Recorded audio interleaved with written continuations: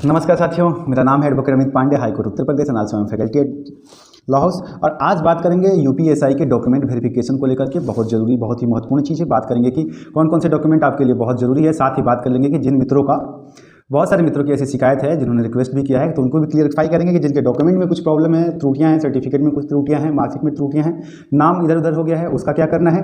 साथ ही कुछ मित्रों ने फॉर्म फिल करते वक्त कुछ गलतियां कर दी हैं, जैसे कैटेगरी में किसी ने ओबीसी का जनरल कर दिया, जनरल की ओबीसी कर दी है, इन स्टेट का आउट स्टेट कर दिया। इन सारी प्रॉब्लम से भी बात करेंगे। और एक महत्वपूर्ण बात यह भी है कि कुछ डॉक्यूमेंट्स ऐसे अनिवार्य हैं जो आपको लेके जाने ही हैं। अगर आप नहीं ले जाएंगे तो कहीं ना कहीं आपकी प्रक्रिया बाधित हो सकती है, तो उन डॉक्यूमेंट्स को भी आप याद करके ले लेंगे। सब पे बात करेंगे वन बाई वन। जैसा कि आपको पता ही है कि कोर्ट में मामला जा चुका है, लेकिन कोर्ट में इमरजेंसी सुनवाई के लिए जहां तक मुझे सूचना है बात गई थी, लेकिन कोर्ट ने अभी खारिज कर दिया है। कोर्ट जब खुलेगी 3 तारीख को, फिलहाल कोर्ट बंद है, तब उसकी सुनवाई शुरू होगी। तो ये कोर्ट की बात होगी। इधर भर्ती बोर्ड आपको पता है कि काफ़ी तेज़ी में है, आप सबको पता है, जैसे कि आपको सूचना मिल चुकी है कि कोर्ट ने, भर्ती बोर्ड ने कह दिया कि वैकेंसी जल्दी ही क्लोज करेगा। तो उसके रिगार्डिंग जरूरी है कि आप अपने सारे डॉक्यूमेंट्स को एक बार कंपाइल कर लें, जो भी नहीं है उनकी व्यवस्था कर लें, और जो जो समस्याएं हैं उनका समाधान कैसे करना है वो भी समझ लें। तो मैं प्रयास करूंगा कि वीडियो संक्षिप्त रखूं और आपको सारी इन्फॉर्मेशन दे दूं, जो भी डाउट्स हैं। बाकी एज वेल आपको कोई भी दिक्कत होगी तो आप कमेंट सेक्शन में पूछ सकते हैं, आपको पता है मैं रिप्लाई कर दूंगा।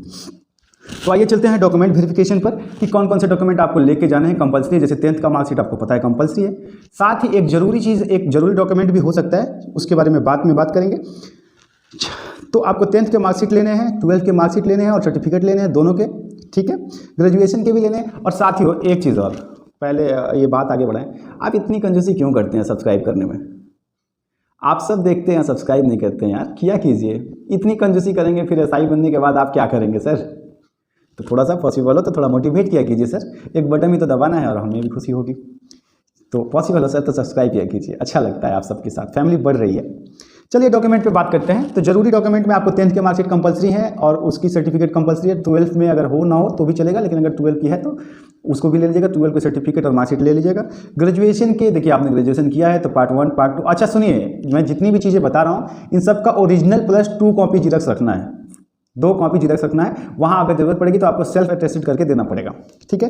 तो ओरिजिनल और जिरक्स दोनों रखने हैं। 10th के मार्कशीट, सर्टिफिकेट, इंटरमीडिएट के मार्कशीट और सर्टिफिकेट, ग्रेजुएशन के पार्ट 1 पार्ट 2 पार्ट 3। बहुत सारे मित्र कहते हैं कि पार्ट 3 है तो सब है, देखिए बात सही है, लेकिन अगर आपके पास है तो आप उसको लेके जाइए। जितने ज़्यादा डॉक्यूमेंट आपके रहते हैं ना, ये उसका एक अच्छा प्रभाव पड़ता है वेरिफिकेशन के टाइम में, मेरी बात मानिए।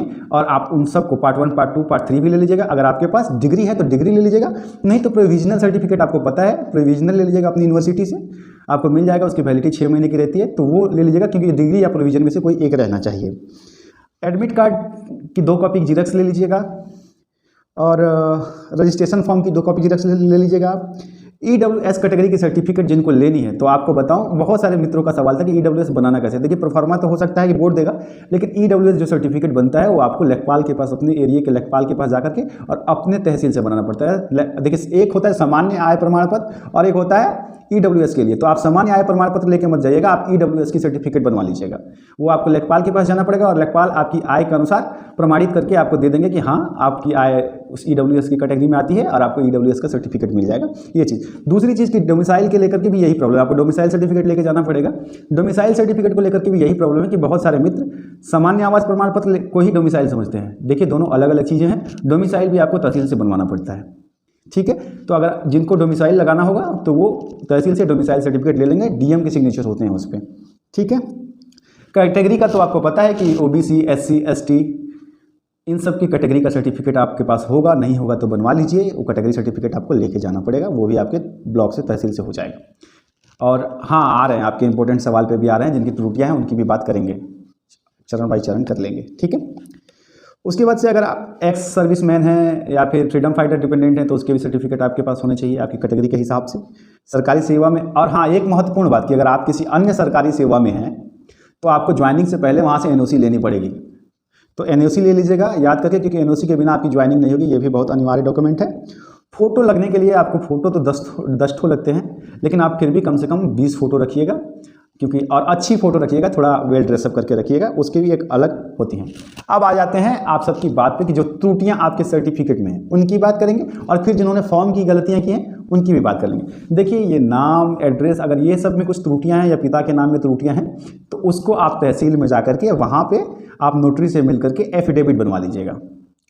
एफिडेविट आपको पता होगा कैसे बनता है, नहीं पता होगा तो आप कोर्ट में जाकर के किसी भी वकील को पकड़िएगा, नोटरी को पकड़िएगा, 200-250 रुपये में आपका एफिडेविट बना दिया जाएगा। जो भी त्रुटि होगा उसमें एक शपथ पत्र होता है जिसमें आपको लिखना होता है कि भैया मैं शपथ लेता हूँ कि ये चीज़ें हैं, ये त्रुटियाँ हैं, ठीक है। तो ये चीज़ करने से आपकी जो है वो त्रुटि खत्म हो जाएगी और वो आपके वहाँ पे एडमिसिबल होगा। हाँ, एक इंपॉर्टेंट टिप्स जो मैं आज ही आपको देना चाहता हूँ। देखिए आज ही मुझे एक फ़ोन आया एक मित्र का जिनका मेडिकल में कांस्टेबल में प्रॉब्लम हो गया था, ठीक है, और वो मेडिकल में फेल हो गया और फिर ही मेडिकल में भी फेल हो गए। तो ऐसी प्रॉब्लम्स आती हैं। तो मित्रों, अगर आप सबको भी किसी भी तरह की मेडिकल सुविधा लगती है फिजिकली फिटनेस में, तो आप एक बार किसी प्राइवेट क्लिनिक में अपना टेस्ट करा लें। हो सकता है आपकी बीपी थोड़ी हाई रहती हो, शुगर हो सकता है, या फिर कोई भी बीमारी हो, आँख कान इन सब की चीज़ों की हो, तो आप एक बार उसका प्रॉपर ट्रीटमेंट करा लें ताकि जब आपको मेडिकल के लिए बुलाया जाए तो अगर कुछ बीपी वगैरह है तो नॉर्मल टैबलेट खाने से आपकी बीमारी ठीक हो जाती है, वो आपको पता है। तो आप उसको सामान्य कर लेंगे और आपको अगर परेशानी कोई होगी तो आप उसको मेडिकल से पहले ठीक कर लेंगे, नहीं तो फिर आप एक समस्या में और पड़ जाएंगे कि सारे सिलेक्शन होने के बाद मेडिकल में जाकर के आप फंस जाएंगे, ठीक है। तो इसका भी आप ख्याल रखिए, पॉसिबल हो तो किसी न किसी प्राइवेट क्लिनिक में जाकर के या गवर्नमेंट क्लिनिक में जाकर के एक बार अपनी फिटनेस चेक करा लें। 2-3 हज़ार रुपये लगते हैं, आपकी पूरी जांच हो जाती है, तो वो आप सबके लिए बेहतर होगा। अब एक सवाल जो आ रहा है, बार बार आ रहा है कि बहुत सारे मित्रों ने फॉर्म में कैटेगरी में किसी ने जनरल का EWS कर दिया है, और कैटेगरी में किसी ने OBC कर दिया, जनरल की जगह पे OBC वाले ने जनरल कर दिया, SC वाले ने ST कर दिया, ऐसा कुछ गलतियां हुई हैं। तो उनको लेकर के देखिए, एक चीज़ क्लियर है कि आपने जो फॉर्म सबमिट कर दिया है, आपकी जो मार्क्स आएंगी, आपकी जो रिजल्ट बनेगी वो उसी कैटेगरी, आपको पता है कैटेगरी वाइज रिजर्वेशन है, तो अगर आपने गलती से OBC भर दिया है तो आपकी सीट OBC में ट्रांसफर हो जाएगी, तो उस कैटेगरी से होगा। तो अगर आपने ऐसी कोई भी गलती की है तो मित्र आपके लिए सबसे अच्छा रास्ता यह है कि आप समय निकाल करके एक बार रिजल्ट आने से पहले, सिलेक्शन होने से पहले आप खुद भर्ती बोर्ड में चले जाएं, ठीक है, और भर्ती बोर्ड में जाकर के आप एक एप्लीकेशन लिखें और एप्लीकेशन को वहाँ जमा करके रिसीविंग वहाँ से ले लें सबमिट का, और वहाँ से अपनी बदलवा लें ताकि रिजल्ट आने से पहले आपका ये गलती ठीक हो जाए, ये सुधार हो जाए। नहीं तो अगर आप ऐसा नहीं करते हैं और आपने ऐसा भर दिया है तो जब आपका सिलेक्शन होगा और तब जब आपका डॉक्यूमेंट वेरिफिकेशन होगा और जनरल वाले ने अगर OBC में कर लिया है तो आपको वहाँ पर सीट नहीं मिलेगी और आपका सारा चयन होने के बाद भी आपको एक नाकामी हासिल होगी। तो अगर आप सबसे ऐसी गलतियां हुई हैं तो आप बोर्ड में जाकर के एप्लीकेशन देकर के अपनी उन गलतियों को सुधार लें, सुधार हो जाता है तो आप उसको ऐसे सुधार कर सकते हैं। अब आते हैं भर्ती प्रक्रिया में। जो मैंने लिखा है कि भर्ती प्रक्रिया तेज़ी में होगी, तो वो जी हाँ होगी, वो इसलिए होगी कि देखिए कोर्ट अभी हो गया है बंद। भर्ती बोर्ड ये चाहता नहीं है कि प्रक्रिया को रोके, क्योंकि देखिए अगर प्रक्रिया को रोकना होता है तो भर्ती बोर्ड सीधा सीधा आपने जितने आरोप लगाए हैं कि धांधली हुई है, ऐसा हुआ है, वैसा हुआ है, बोर्ड ने उसको पूरी तरह से खारिज कर दिया है। तो अगर बोर्ड मानता ही नहीं है किसी प्रकार की धांधली हुई है तो वो अपनी प्रक्रिया को रोकेगा क्यों? वो जल्दी से जल्दी अपनी प्रक्रिया करेगा, जो नॉर्मल होता है। इलेक्शन से पहले उसको प्रक्रिया पूरी करनी है अपनी, तो वो क्यों मानेगा और क्यों अपना समय व्यर्थ करेगा? तो आप सब अपने डॉक्यूमेंट्स को रेडी कर लीजिए। डॉक्यूमेंट्स से रिलेटेड कोई और इशू होगा तो आप कमेंट सेक्शन में मुझसे पूछ सकते हैं।